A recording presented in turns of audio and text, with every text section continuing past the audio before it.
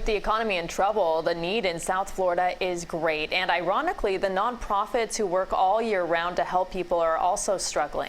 Lindsey Linzer is with the Miami Foundation. She is joining us live. Thank you for joining us. Can you hear us okay? Yep, I can hear you fine. Thanks for having me. Thank you. What is the current state of local nonprofits in the midst of this crisis? Nonprofits are on the front lines, really leading the response in our community. As many families are faced with unexpected drops in income, local nonprofits are the ones mobilizing to ensure that their basic needs are still being met.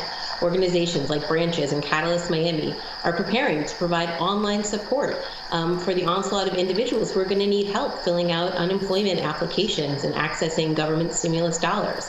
And other organizations like Lotus House, a homeless shelter for women and children, have increasing needs to provide, mental health support, food, extra medical services, and a safe place to sleep.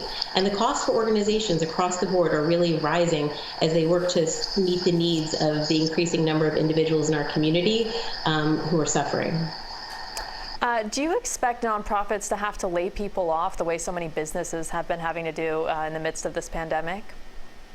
So the Miami Foundation has been surveying our nonprofit partners, and we are hearing that unfortunately layoffs are going to start to happen in March and in April. A lot of them who have temporary staff, those individuals are already being laid off. Unfortunately, nonprofits work as a fee-for-service model, a lot of them, and so if they're not serving clients, they're not getting reimbursed for the services they're providing. Terrific backbone organizations like the Children's Trust are still paying their providers. So even though they're not able to provide those critical services right now in schools, they are still paying those providers. And so that's terrific. But arts organizations that have their doors closed, they're not seeing any revenue. All of the theaters are shuttered. They're really going to be among some of the hardest hit in our community. Yeah, and as you mentioned, those organizations are needed now more than ever. What can our viewers do to help out? Yeah, there's a few things that all of you can do.